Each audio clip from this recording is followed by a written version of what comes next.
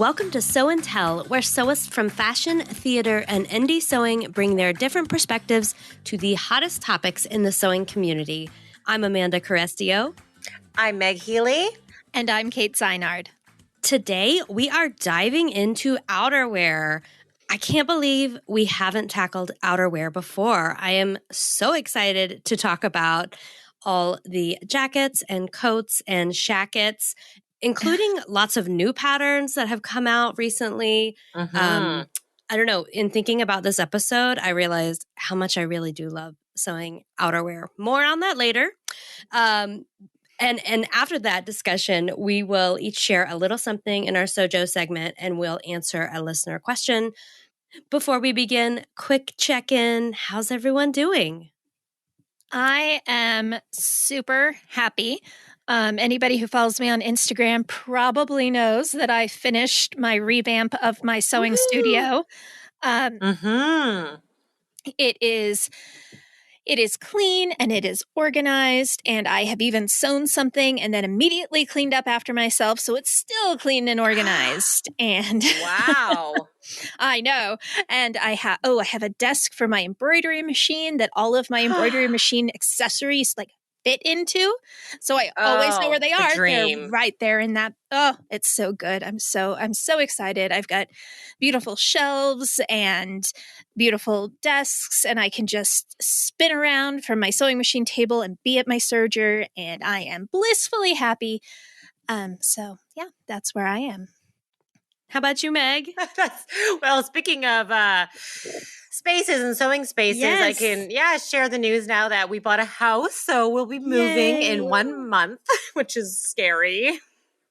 So I've been kind of slowly packing, and now knowing where we're going to go, it's kind of nice, and knowing my new sewing studio with the door, and I'm really excited too, but I'm sad. I love my sewing loft, but it'll be so nice to have a backyard and a sewing room. So I'm going to be having to do my entire studio, and I'm excited to do that.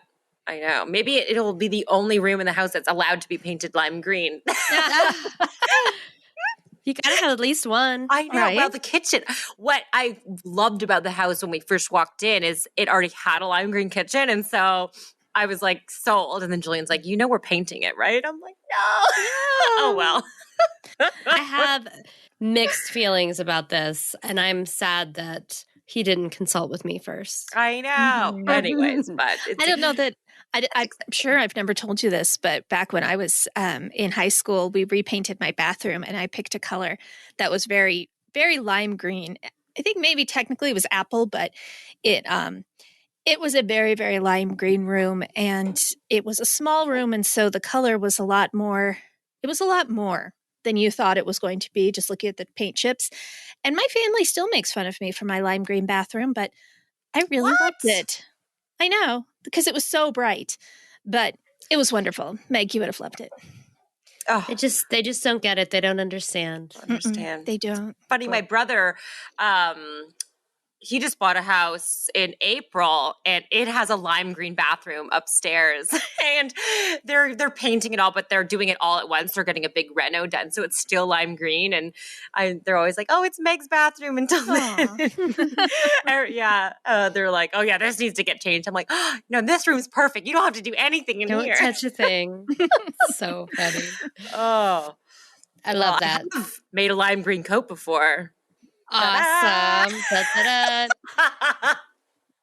Perfect segue. I feel like we need to have like a segue tally. Yes. Along with our sewing puns. But I feel like, Meg, you always win. And I'm okay with that. Yeah, totally. It's now my mission in every episode to try and say making connections. There's usually something. I mean, lime green coat is perfect. And with that, let's jump in. Just to kind of kick things off, how do you guys feel about sewing outerwear? Do you love it? Do you hate it? Is it intimidating? What are your general thoughts? I'll start. I will just quickly. I didn't think that I liked outerwear, but as I was preparing and thinking about everything I had actually made, it made me realize like that's some of my favorite projects have been outerwear projects. And one thing that I was initially thinking about this episode, and I was like, well, I haven't sewn outerwear. And by that I meant like your typical like classic wool coat, which is like a milestone project for me and something that I haven't tackled yet because I have some fit issues that I need to be ready to deal with. But there's so many different kinds of outerwear besides just like a wool coat. So just had to get that out there. Okay, I'm going to go. I would have said that that outerwear was not something I sewed, but then I stopped and I thought about it and I started tallying stuff. And I've actually sewn quite a lot of outerwear. I mean, it's not up there with tank tops or anything, but I was really surprised at the number. I also have not done I haven't done a classic wool coat. I'm not sure I've done anything that's like classic, but I've done quite a few things, and I was kind of surprised to realize that. My most worn coat is one that I made. It was like that classic wool coat. I did a coat couture sew along where I sewed a pea coat and I remember that using Pendleton wool, and it was fully lined and it's so warm. And it's like my winter coat. I love it. I love sewing coats because I feel like it is it's kind of in that same branch of maybe you'll actually save money sewing like a coat. Yeah, totally. And like with maybe some jeans and swimwear, but coats are another thing. And they're actually they are intimidating at first, but it's really easy. Like you think with the lining, it's just like a shell, and you put it all together and just some buttons and it's done. Like there are definitely some, like, I don't think I could make like a snowboarding coat with like all like that, like all the specialty features, but I love sewing coats and wearing them, and because some of them you shop around and they're so boring in stores. They're all just like there's not a lot of fun ready to wear coats, and that's why I like sewing. You can really make like a statement coat. Totally, I agree. Well, let's talk about kind of the scope of outerwear that you've sewn. Kate, why don't you kick us off? Okay, so I have sewn, like I said, kind of a surprising amount, and I sat down and I kind of listed some off for myself. I've made my tamarack jacket, my very special pieced and embroidered and just crazy busy tamarack coat. I made a Copper Mountain coat for a sew along, which I joyfully wore a couple days ago when the weather started to turn here. I was just so happy to be wearing my Copper Mountain coat out and about. It was really kind of ridiculous. I've made some various capes and cloaks for nerdier purposes like costuming, or, my husband does some live action role playing. And occasionally I go to things with him. And since that's often camping, it gets cold at night. So we have these big ankle length hooded cloaks that are fleece lined and very nice and warm. Ooh, that sounds so cozy. Oh my gosh. So, we keep them in the car, and then when it's the winter and it's like really cold in the car and it hasn't warmed up yet, we'll pull out the cloaks and I'll just like cuddle up under one like a blanket until the car warms up, and it is so lovely and cozy. Love that thing. And then, of course, I was sitting here making my list, and then 2 days later I was like, wait, what about my Berta style coat that I wore to Vienna? Yet another piece of outerwear that I've made. So that's kind of my range, I think. And that's kind of where I am. How about you, Meg?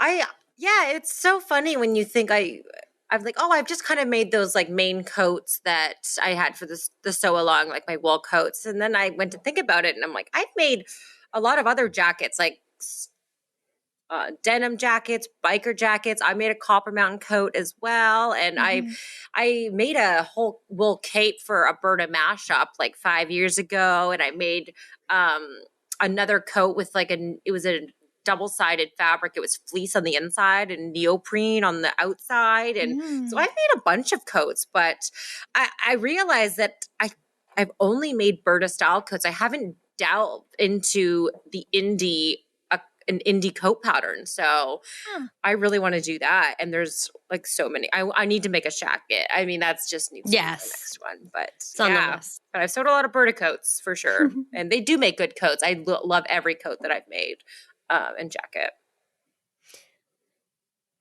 Awesome. Well, I too, why is it that coats and jackets, you kind of forget about them, but Totally. but then like every fall when I get to take them out again, that's the thing. Yeah. I'm like, oh yeah, this jacket. And oh yeah, I forgot how cozy this thing is.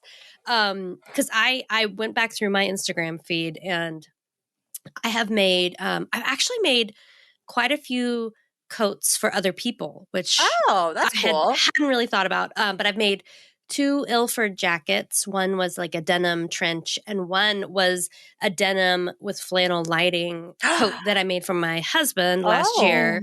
I love that pattern. I've made a tamarack, and I've also mostly made a Yates coat. Those are both patterns by Grainline Studio. I've made 3 Wixton unfolding jackets, one of which was for my mom. And I think that pattern has been discontinued, but I'll see what I can find in terms of sharing info about it. I don't know if this counts, but I've made 3 Esme cardigans, and it's like a maxi cardigan. And I wear that like a coat, especially in like spring and fall, like as you just begin to knit a coat. Because they're cozy. They're made with like, one is a wool blend and one is a sweatshirt fabric. So it's like a long sweatshirt duster. So cozy. And my new favorite is actually our new sew along project, which is the Wyndham quilted bomber jacket. I had never made a bomber jacket, and it had been on my list for a long time. Until I made this jacket, on camera, and it's got quilting and zipper pockets and all of the kind of classic features of a bomber jacket. And it's got a wool lining it's got a flannel lining and a flannel outer that are quilted together. I have worn that thing so much. I will say, like, not every sew along project is something that like goes directly into my wardrobe, but that one is most definitely something that I've worn quite a bit. It's nice and lightweight, and super cozy. I mean, quilted flannel, like maybe the coziest thing ever. So, yeah, definitely a surprise to kind of look back and think through. Yeah. Everything I've made. I've skipped around. There are some genres that I haven't hit yet when it comes to outerwear. We'll talk about those. I know. I just like thought of a couple more even while you were talking. I was like, I made Julian that moving blanket jacket. Yes. And he wears it. He was wearing it this morning when he left. Awesome. And my blanket coat from Style. You just forget about them because it's like you pack them away. Maybe that's it. And then they're not just like in your always rotate. I don't always see them hanging on my coat rack. It's like, surprise. Yeah. But there's something so satisfying about sewing outerwear because you can wear them like every day of the week. So you can like wrap up in something cozy and me-made. And I'm always just really proud whenever my outerwear keeps me warm. It's like, yes, I made this layer and it is perfect for this temperature. I'm so cozy and I made this. There's just, I don't know, there's something extra rewarding about it when it's like, for survival, which it's never really that dramatic, but you can pretend. Exactly. It's a survival skill for sure. Let's talk a little bit about wins and fails, because I feel like I was just saying, like my me-made coats are some of my favorites, but I've also had some like terrific fails when it comes, terrific learning opportunities when it comes to outerwear. How about y'all? Oh yeah, for sure. Like I love my Copper Mountain coat so much. And another win for me was my the cloak I was talking about earlier. I had this idea that I wanted to, instead of doing a solid back, I put in these swoops of different colored fabric. I'll have to include a picture in the show notes because it's really hard to explain. But they were curved, and they kind of got bigger as they started kind of narrow and got big as they went down. And I basically had to pattern that out. I had to mark where I was cutting. I had to add my seam allowance. I had to make sure that I had put on notches so I could get everything lined up, because it was going across 2 panels. So it wasn't just lining up itself. It was also lining up down the center back seam. And it looks so good. And it looked so good from the moment I did it. And I was so incredibly proud of myself. And I love it. And I'm so proud of it. So that was definitely a win for me. As for fails, I don't have any like utter fails, but my tamarack jacket, for example, I love it. It's beautiful. It took me like 4 months to make, but it doesn't fit very comfortably. And I don't know if that's just maybe I need to wash it to soften it up a little bit or what, but it's not really comfortable for me to wear, so I haven't really worn it more than once or twice. Similarly, I love my Berta style coat, but I probably should have made a muslin on that one. I should have made the arm size a little bigger, because it's just a tiny bit tight through the arm's eye. And that means that a lot of times I'm like, I don't want to deal with this right now, so I don't put it on. I also put the buttons in completely the wrong place the first time I did, and halfway through the trip, I had to like completely reposition all my buttons. But that was fine, because my mother-in-law very smartly brought a sewing kit, which I failed to do. Nice. I probably deserve punishment for that. But yeah, so both of those they weren't fails necessarily. They were just, they haven't quite been as awesome as some of my wins. I always love a good learning experience, though. Yeah, totally. Oh yeah. I definitely had some fails just for opting for lining. Like I never realized a functional lining is a little bit slippery. So because you do wear layers, so it's easier to like get your arm in and out and things like that too. Like just questionable lining choices, because or you get easily stuck in things. And I think on one jacket, a new one I made, because it was my double facing one, and I was too intimidated to put buttons or something in it, and I just glued snaps to it. And then they fell out, and and then I sewed them on, but you could see them because it wasn't a line, it was one, but it turned out cute. And I managed to kind of sew them on in a way where it was wrapped in just the long layer. But yeah, just little things like that. But I did make a coat for my mom that was a fail. It's still like has pins fitting in it, and I need to make it. She tried it on, and she was like, I don't like this. So I need to eventually do that. But yeah, just some little things. Yeah. My fails are pretty epic. Oh, good. Yeah. Let me start with my wins. My Ilford denim trench is one of my favorite things I've ever made. I think it was just like I saw it in my mind, and it turned exactly it became exactly what was in my head, and it feels like me, and it feels unique but wearable, like that perfect, happy place. And also my tamarack jacket. I love that thing. It's so it's compared to Kate's, it is so plain and barely looks me made, for better or worse. So both of those jackets are actually made from thrifted fabric, which I think just took the pressure off a little bit. So maybe I wasn't as intimidated and just kind of went for it.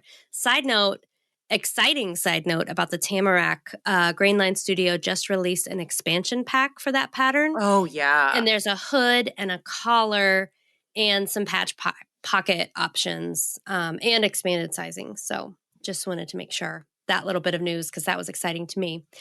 And my fails. One was the Tessuti Oslo coat, mostly because I bought it and never made it. I printed out the pattern. It was so many pages, because the lining is separate. And it's definitely that I was like, I'm going to do it. I'm going to make the classic wool coat. But I think I just stopped in my tracks. I got intimidated because I realized later that it's a raglan sleeve and the fabric that I have to work with is this really lovely wool, and it's like a large window pane print or pattern. And I wasn't sure how I was going to be able to match it up on the raglan sleeves. So for all those reasons and more, it was just a total no-go. And then my Yates coat, I think I've shared on here before, I don't know why I had in mind to make like a really classic wool coat with that pattern, but I didn't have wool at the time. So I made it with some denim for kind of like a chore coat kind of look with a little bit of iCat. And then I got to the sleeves and it's a 2-part sleeve and they were so tight.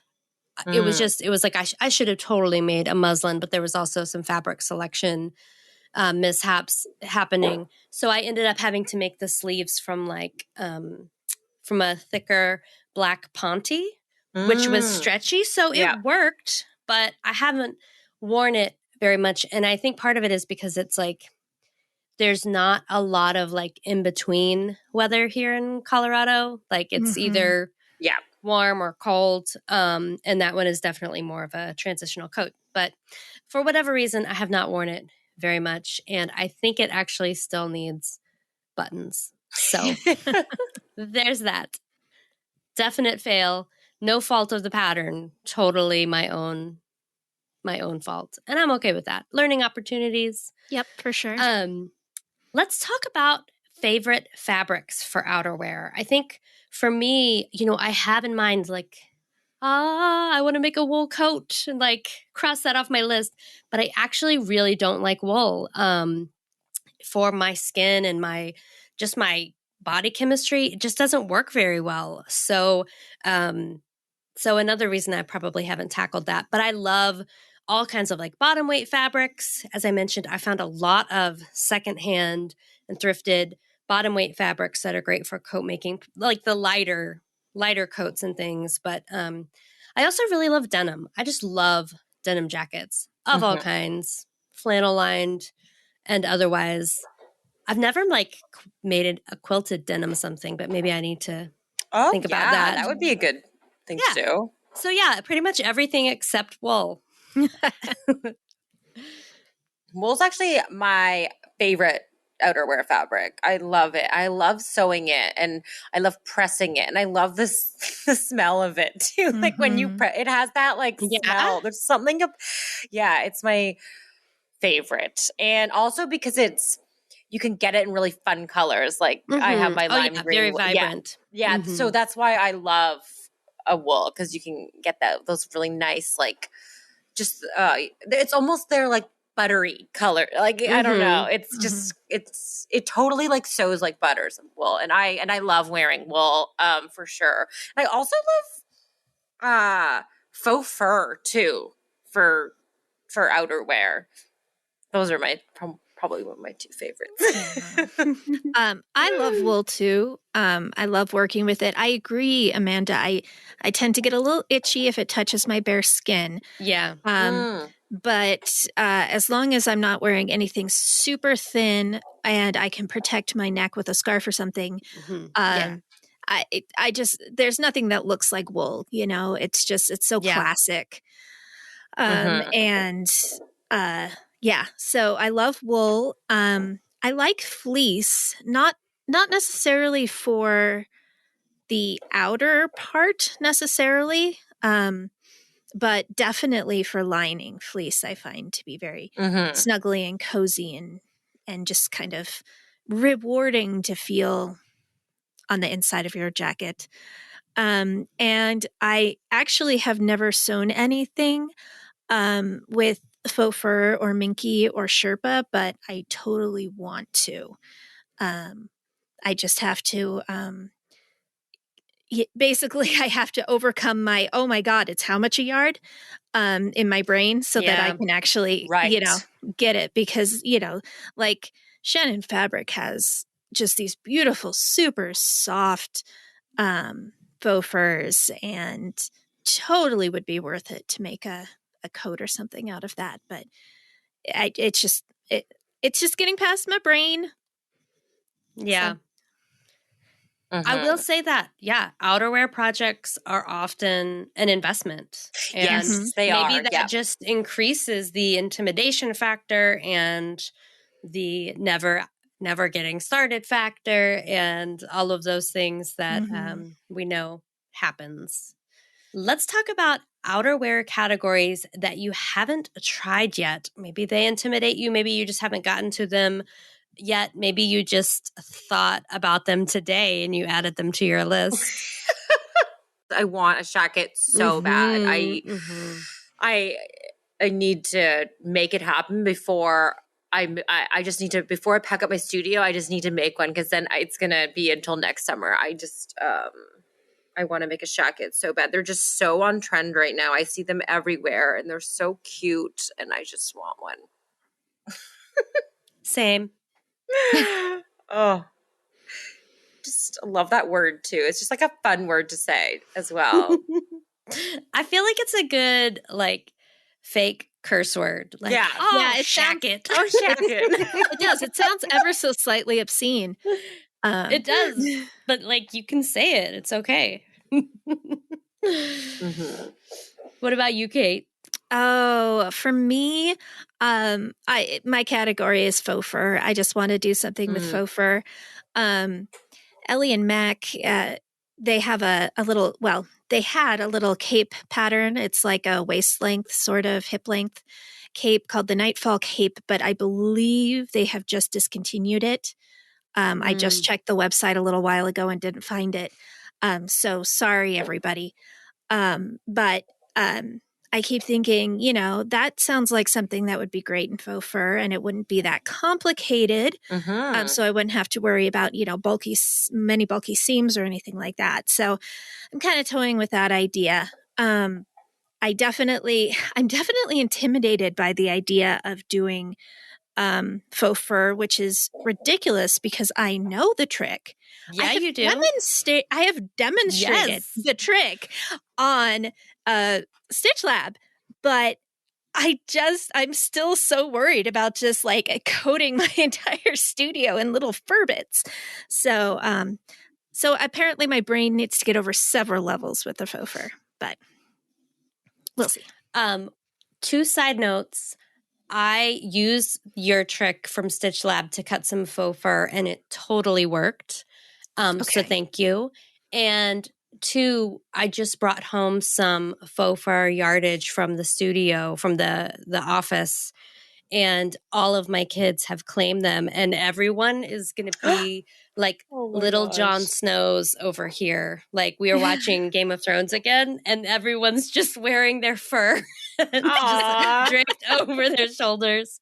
I'll have to get a picture, but it's pretty hilarious. That's adorable.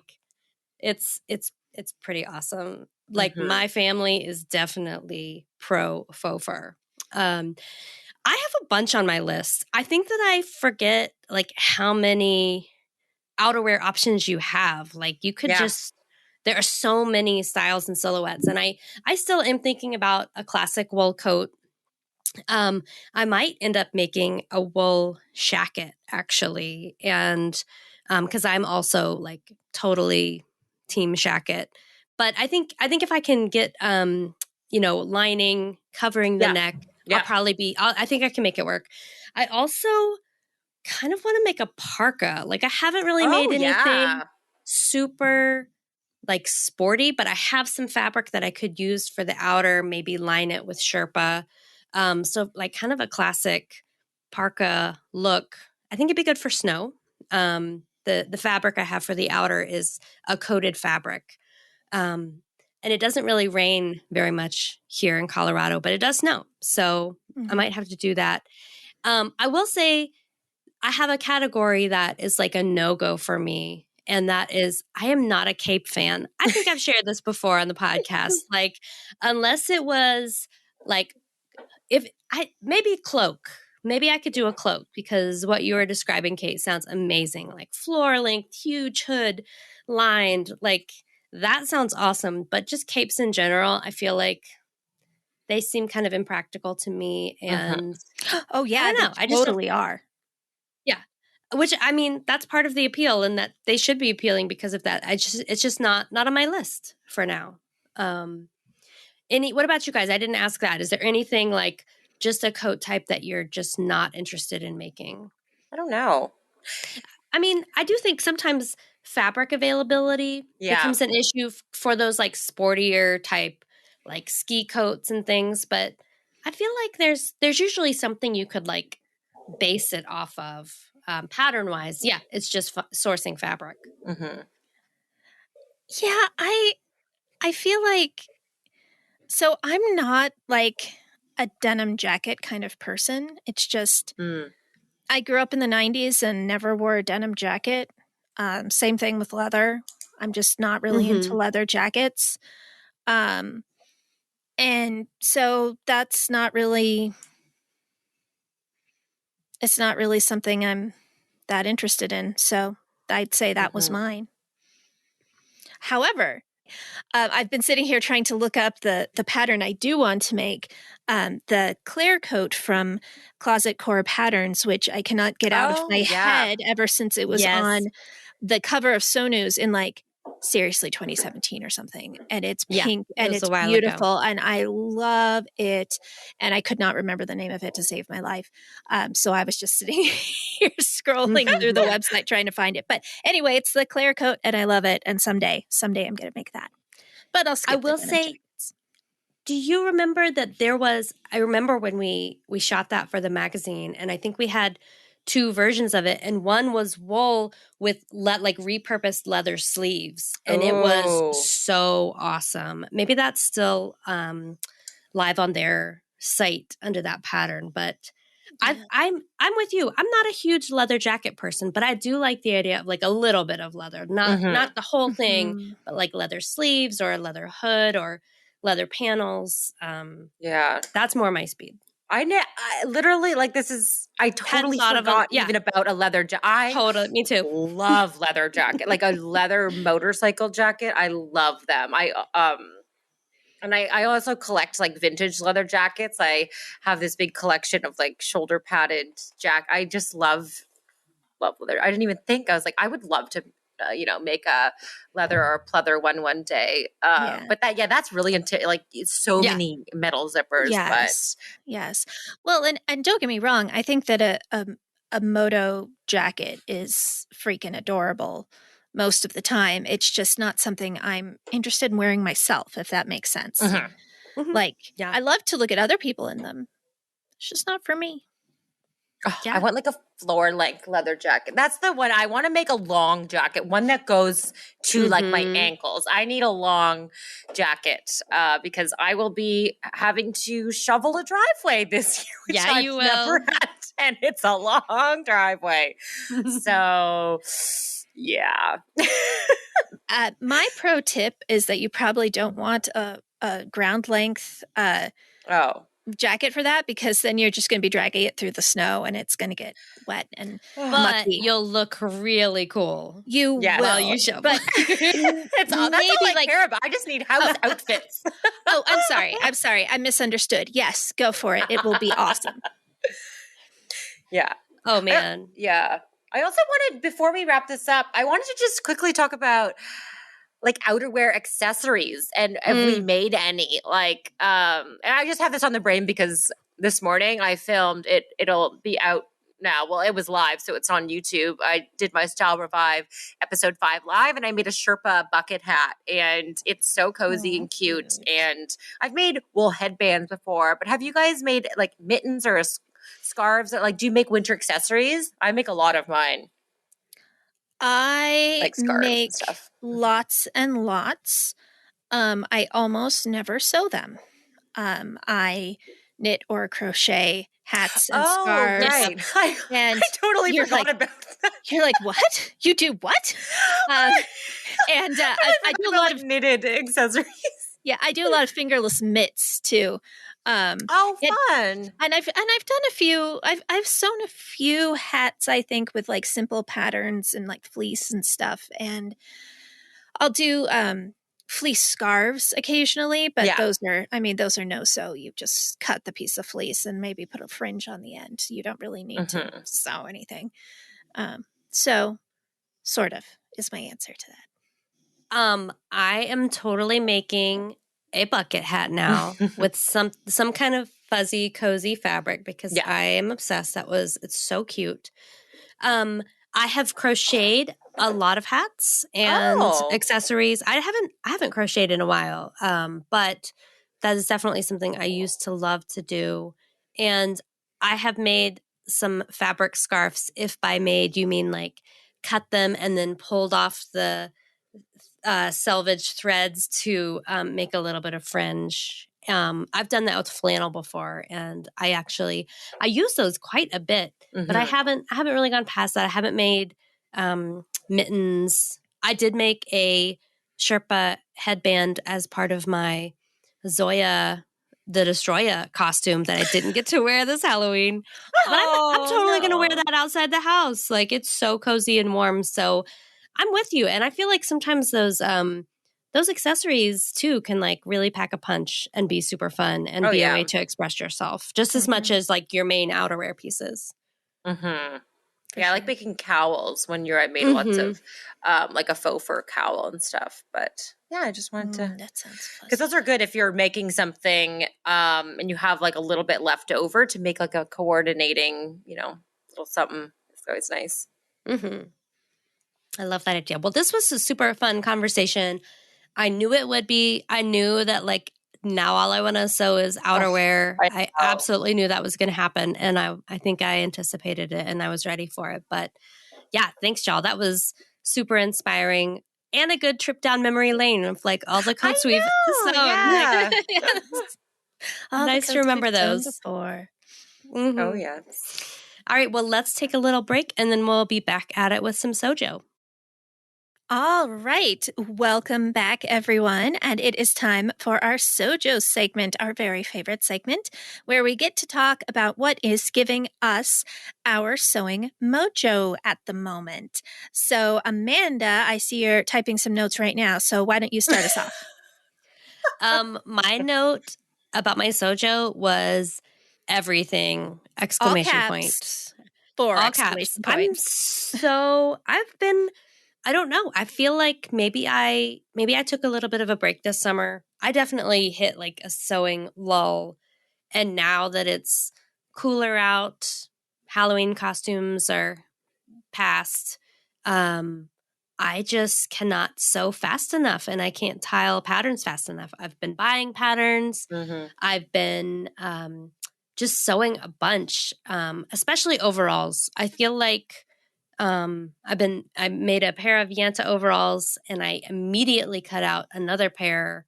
So I don't know. I don't know what happened, but now I am just super inspired to sew. So I'm just going to try to take advantage of it while it's here.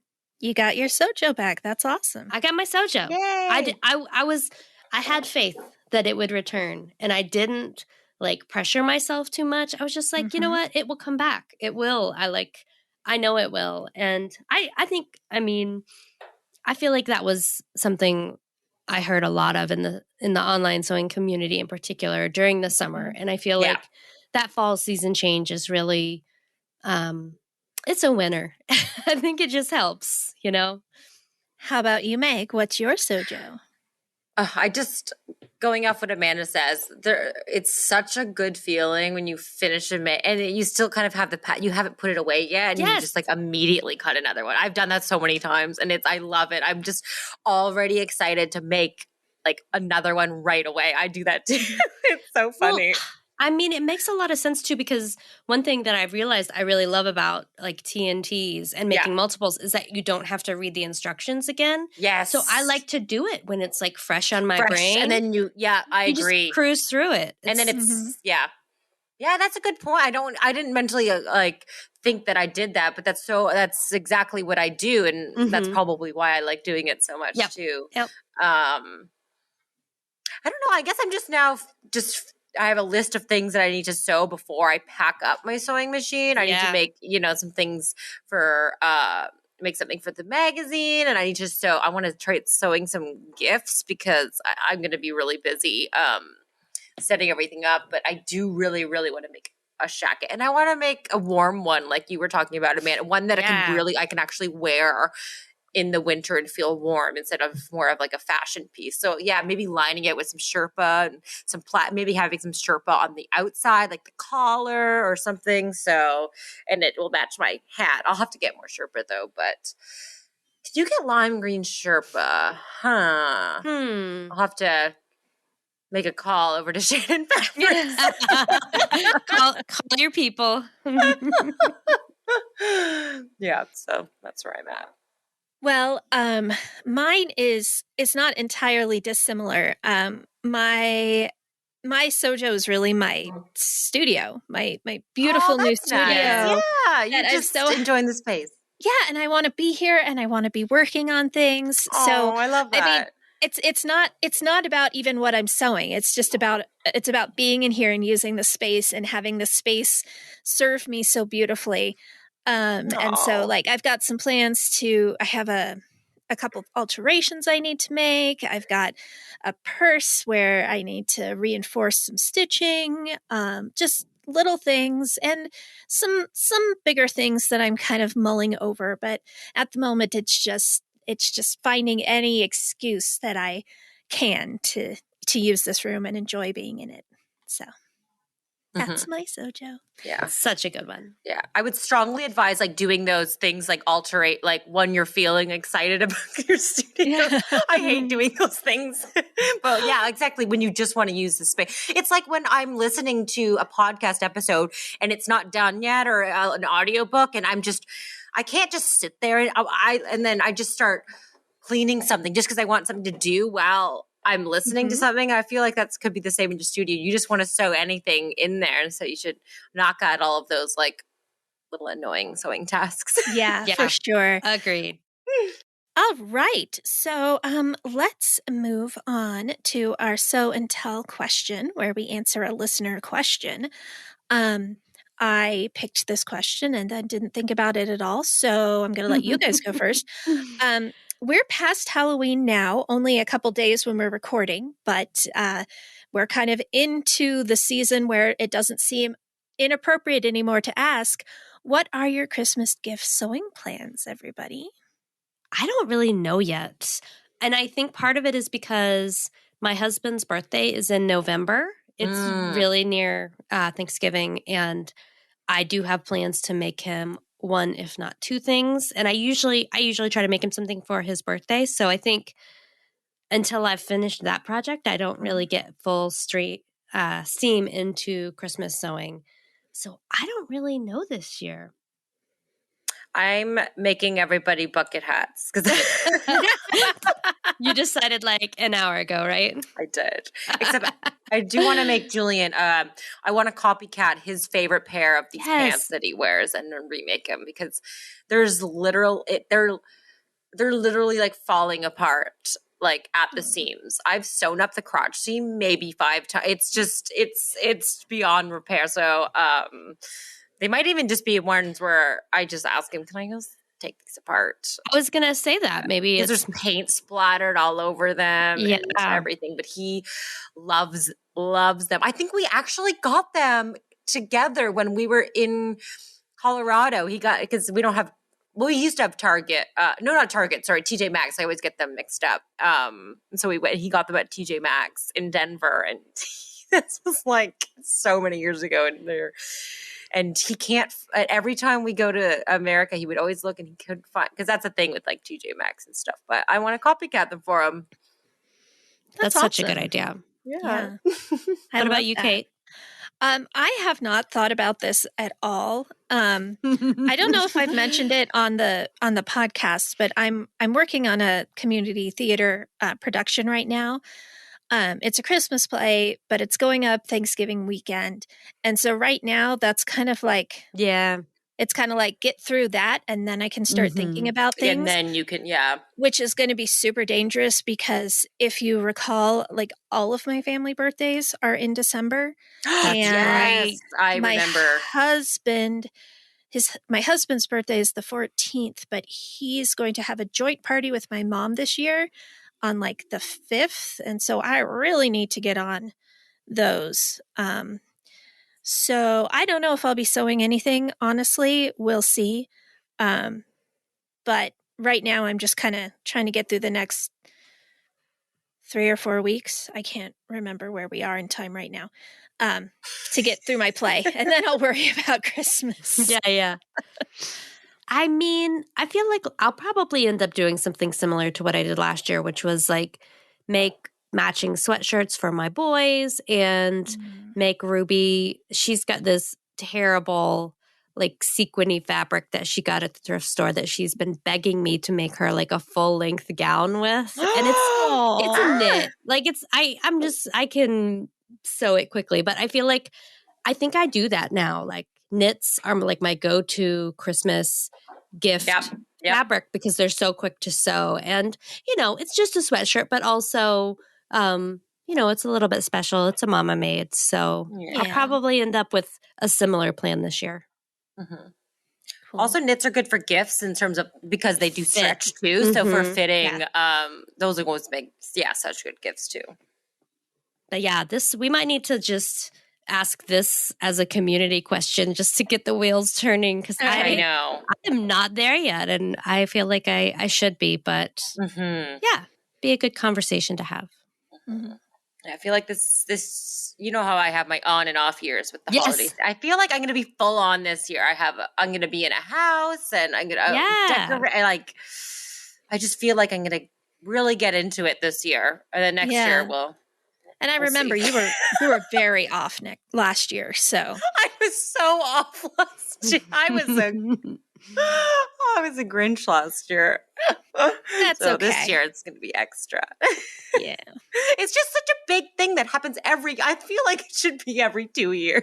I love your plan. I have been meaning to like take that on as my plan. I will say too, I feel like this year I did a better job of sewing for my family than I usually do. So I don't feel as much pressure to like, that's right. Yeah. A me-made holiday something. So I'm just over here validating myself, y'all. Thanks. Yeah, totally should. Thanks for your support. Oh man, that was such a fun episode. It really was. And a few quick things to just mention. Don't sleep on the Wyndham quilted bomber jacket, especially if you are inspired by this episode. At least I am. And we have that sew along going on. It's a free pattern. It's a free video tutorial. I think it's probably the best sew along I've ever done, and I have no idea why, because I was super intimidated by all the welt pockets and the quilting and the bands and everything. But it really, I don't know, it turned out really well, and I feel like it made the process really approachable. So if it's something that you've been wanting to try, I feel like it's a really great entry point into outerwear in general.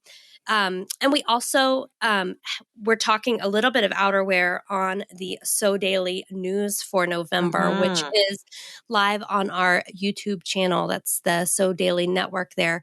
And we talk about a ton of new pattern releases. Oh, yeah. And there were a ton of jackets this time around. So go listen to that too if you want some more like new pattern inspiration. And if you want to see me make a Sherpa bucket hat, make sure to, also check out my Style Revive Live. It's recorded. It's fun. I am making one of those. Mhm. That sounds. I already found my scraps. So many good things going on. So many reasons to sew. So much inspiration, y'all. Yeah. For love it. sure. All right, everybody. Until next time, happy stitching. Bye. Happy stitching. Bye, y'all. Bye.